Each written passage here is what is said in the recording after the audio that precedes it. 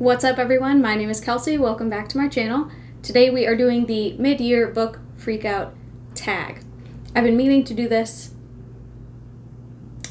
for a few weeks now. You know, I'm late. It's the end of July, and really this should have gone up 4 weeks ago, but whatever. We're on our own timeline here. So, I did not prepare for this at all. We're winging it, one question at a time. Question 1, best book you've read so far in 2021. Okay, I should start this by saying that I haven't read a ton in 2021.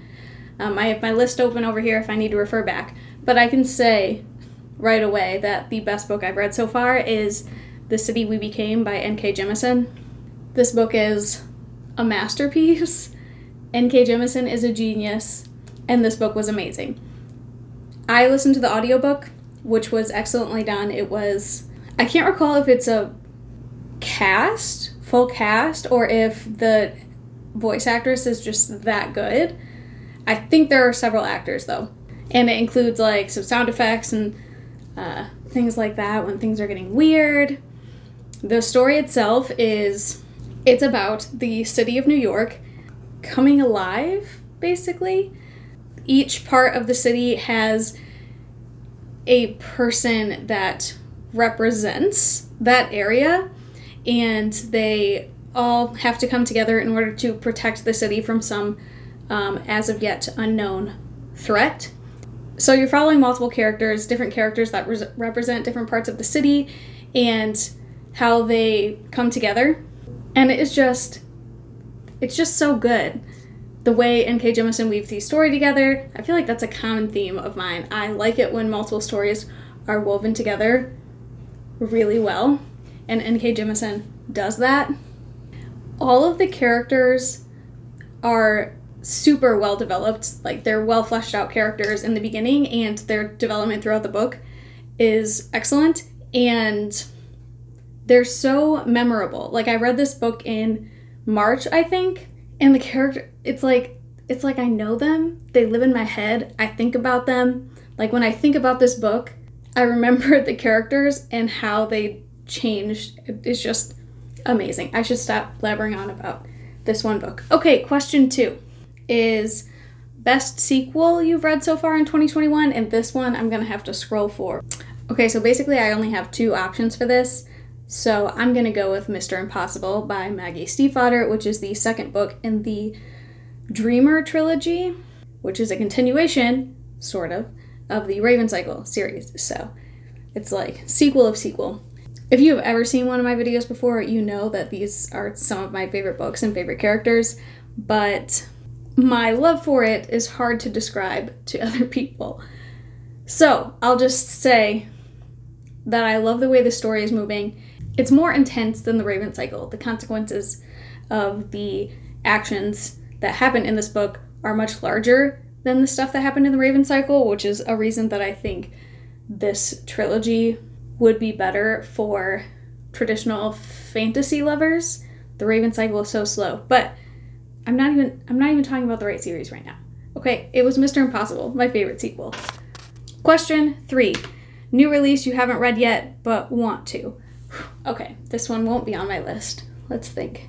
Okay, I'm gonna go with One Last Stop by Casey McQuiston. Thought I pre-ordered this book, but it turned out I hadn't, so I ordered it like a week after release, and it got here very quickly, but then I got in this mood where I was afraid to read my anticipated releases because I felt like I wasn't going to like them, and I didn't want to be disappointed yet, if that makes any sense. All I know about One Last Stop is that, well, people love it, first of all, and that it's a time travel-y female romance, like Kate and Leopold style, and that just appeals to me on so many levels. So, question 4, most anticipated release for the second half of the year. Okay, this is hard. I'm gonna have to go to a different list quickly. Oh my god, I haven't been updating this enough. Okay, so I'm gonna go with a book that I pre-ordered. That makes sense, right? I think the author's name is Katie Zhao, so let's see if that works. Yes, How We Fall Apart. I pre-ordered it. All I know about it is that it's a dark academia with murder, and it's YA. But I mean, I've just been really into dark academia lately. Me and everyone else, apparently. Okay, next question. Question 5. Biggest disappointment. I've actually had a really good reading year so far. I don't think I've been more selective. So everything I've read this year has been 3 stars or higher. When Katie Met Cassidy by Camille Perry. This is an adult female romance, and it wasn't bad. I gave it 3.5 stars. I got it through Book of the Month, and it just sounded like a great, lighthearted, contemporary, maybe funny romance, but female. So it sounded good to me. I thought it'd be, another winner. I was hoping for a 5-star, as I always am, but I had quite a few issues with this book, mostly that, it felt a bit rushed. Not necessarily the plot, but the relationship between these 2 women. I just now realized that that actually makes a lot of sense. So, it's not necessarily that the relationship moved very quickly, but one of the women in this relationship is just now realizing she's not straight.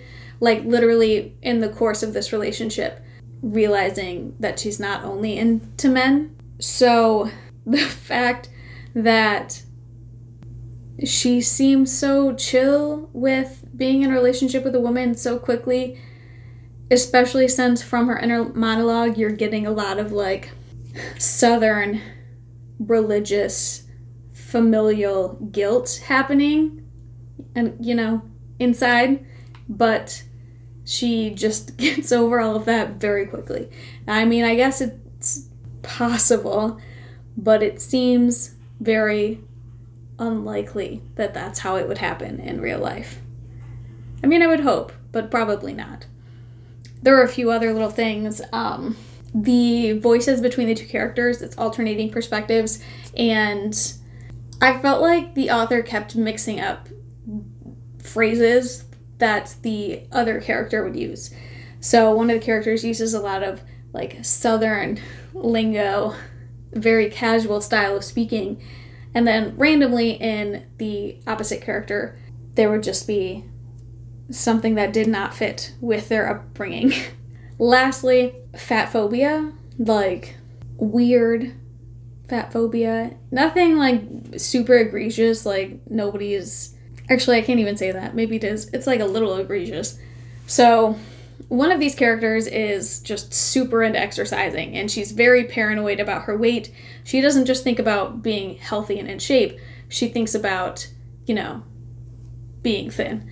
Which, it's fine for this character to be written this way, but that perspective was kind of reinforced by the other character, even though the other character didn't go to the gym all the time, and the other character kept making some, weird remarks about other people's weights and judgments. There was one, I think it's in the very first chapter, the character notices another man, an executive, and made this comment about how he clearly hadn't seen the inside of the gym in a while, which is dumb and a very strange way to just indicate as a writer that someone isn't skinny. You could describe him another way. I don't know, I'm not the writer. And second, it just doesn't make any fucking sense, because fat people go to the gym. It's not like you walk into a gym and are instantly fit, so being overweight doesn't mean you don't go to the gym. I don't know, it's just stupid. And also doesn't make sense the opposite way, because thin people haven't necessarily worked out. I don't know, just weird little things like that, when sprinkled into the book and put together, make it feel fatphobic. I feel like any one of those things from one character's perspective doesn't necessarily mean the book itself or the author, but I was getting that vibe. Okay. Question 6. Biggest surprise. So, I feel like I already know what this is going to be, but I'm going to scroll through my list just in case. Okay, so it's going to be camp, by, is it L.C. Rosen? Yes, Camp by L.C. Rosen. So this is a young adult contemporary romance. You know what? I'm going to call it a rom-com. It's a YA rom-com about our main character, Randy, who has gone to this same summer camp for queer kids since he was 12 years old and has had a crush on this guy for the last 4 years or whatever. But this guy is only into masculine dudes, according to his dating profile. And Randy is a theater kid, effeminate, chubby. So, this book follows when he, at his 5th year at camp, decides he's finally going to get this guy to notice him. So he spends the entire school year getting in shape. He cut his hair. He practiced how to be masked. How to drop the affectations and walk straight, whatever the fuck that means. And basically transform himself into someone that he thinks his crush will love back. And it's fucking hysterical, okay? First of all, this is like some sort of course, theater kids idea of how grand romance would happen. It's a very 90s rom-com in its conception. He thinks he's gonna go to this camp, pretend to be super masculine, and that his love interest won't recognize him, and that everyone else at camp will either not recognize him or go along with his plot, and it results in a lot of like outrageous situations. And just the friendship group of Randy and his little cabin crew, and the way they interact with each other and their personalities and the way they tease, and it just felt so genuine and very much how being a teenager felt with my friends. I laughed out loud many times in this book. Everything developed at a very steady pace. Their banter was entertaining, but not cringy. It was just so much more than I expected it to be. And in the last third or so of the book, I was crying pretty much nonstop. Not like sobbing or anything, just like there was a scene with Randy and the sports coordinator at this camp that it's like I started, with one tear, and then it was just like a steady stream throughout the rest of the book. And I mean that in a good way. The ending isn't sad. These were like weird, bittersweet, happy tears because of the way these kids make realizations and the way this book, I mean, the whole camp story is just, a parallel to Found Family, because every year they get to come to this circle of people and be themselves completely in a very literal Found Family way. And there are just lines at the end of this book that, let me see if I can find, because I read it in Libby, and I'm definitely going to buy a copy of this book because it was so good. So it's at the end of the book. I think this is literally the very last page, and there's this exchange, and one of them says, "I'm going to miss this, and you." And here Randy replies, "It'll be here next year waiting for us, and the year after that. We'll find the place in the world that's like this, or we'll make it." And he replies, "Yeah, I like that. I think it won't be hard to make it either. I think wherever you are feels like camp now." And that's when I started sobbing. I just feel like there are so many people in this community that love the Found Family trope that haven't read this book. What are you doing? What are you doing? Because literally, this plot, this setup is literal Found Family. They get to go and be with their families, and then they end the book fantasizing about the family they will make for themselves in the future. Like, shit. We're cool.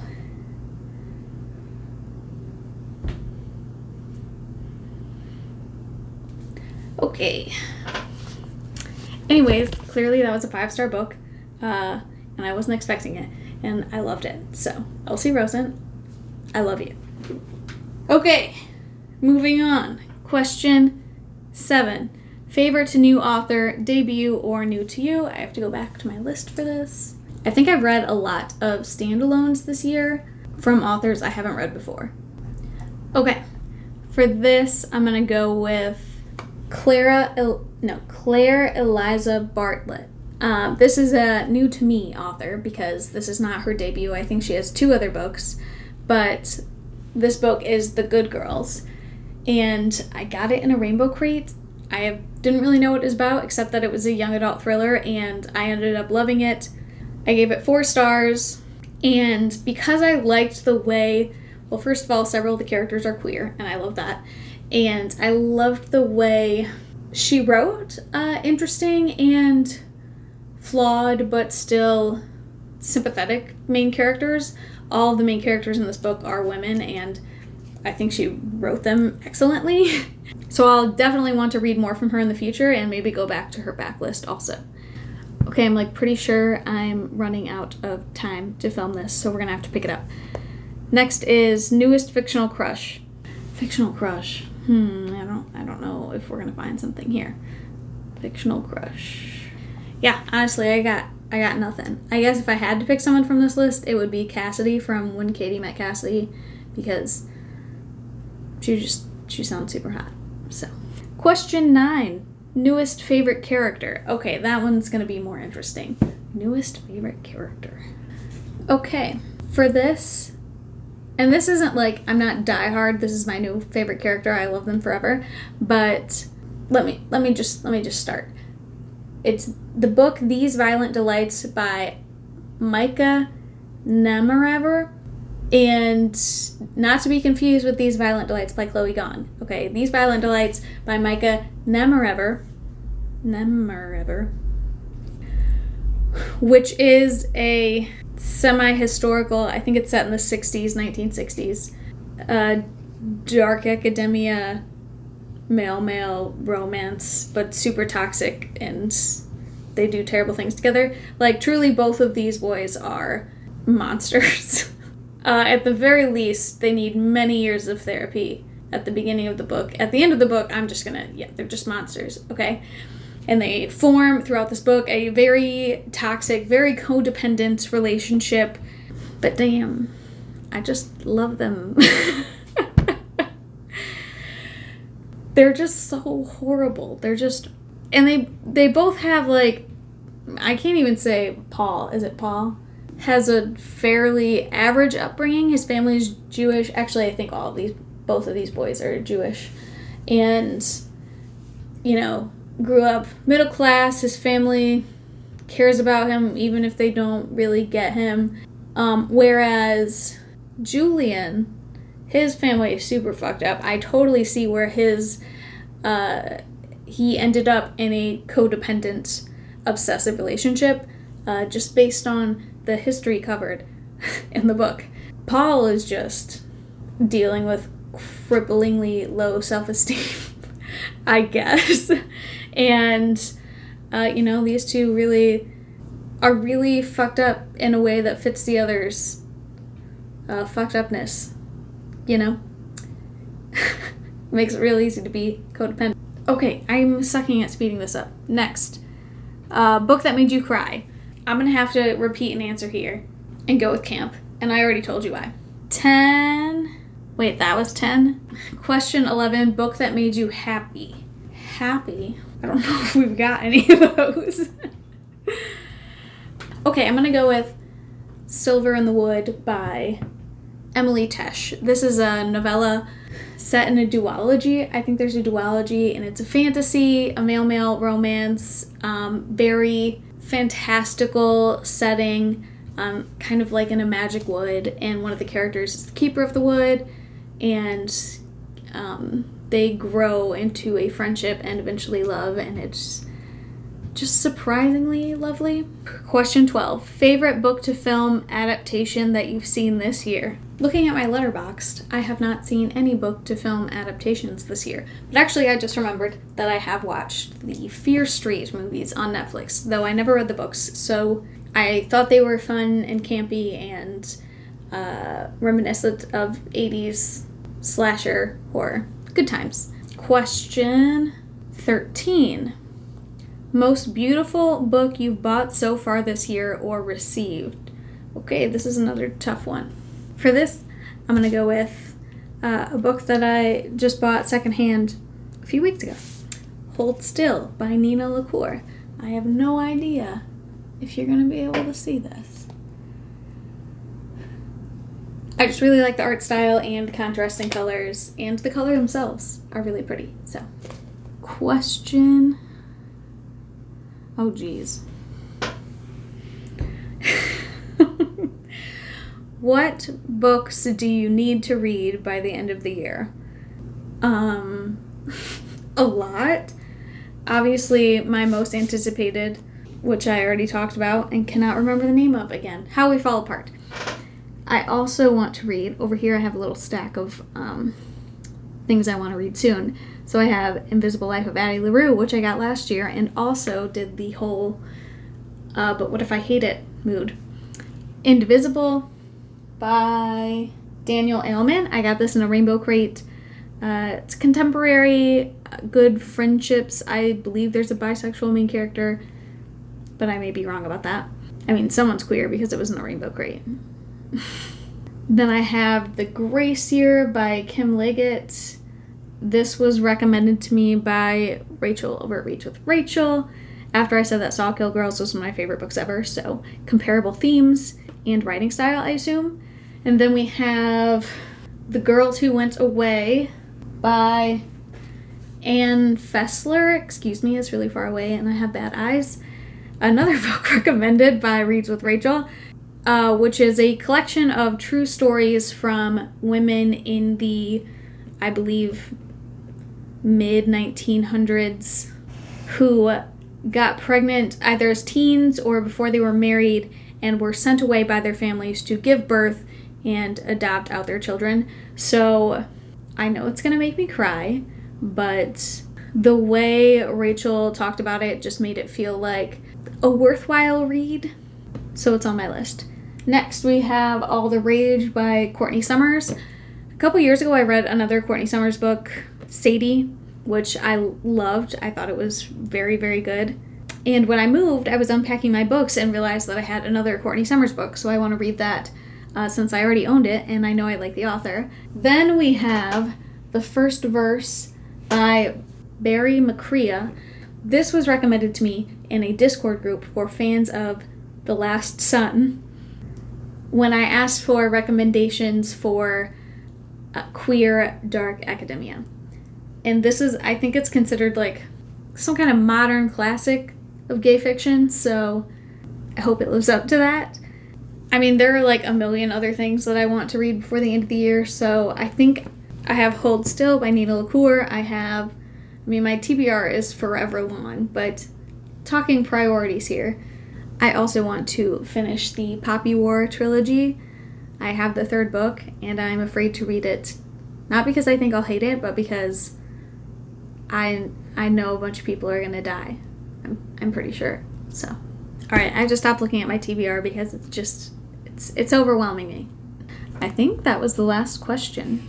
Yep, that's it. Hopefully I didn't miss any of them or skip over or misnumber them. Who knows? So, if you like this video, hit like. If you want to see more, subscribe. I post book-related videos every few Wednesdays. So, in the meantime, if you want to talk to me elsewhere, my Twitter and Instagram are both at Kelsey Reads, and I'll link other relevant places down below. I use Storygraph to track. I still have a Goodreads account, but it's not updated, so Storygraph is the way to go. I will sway you to this side. What's the rest of my outro? Something. I'll see you next week.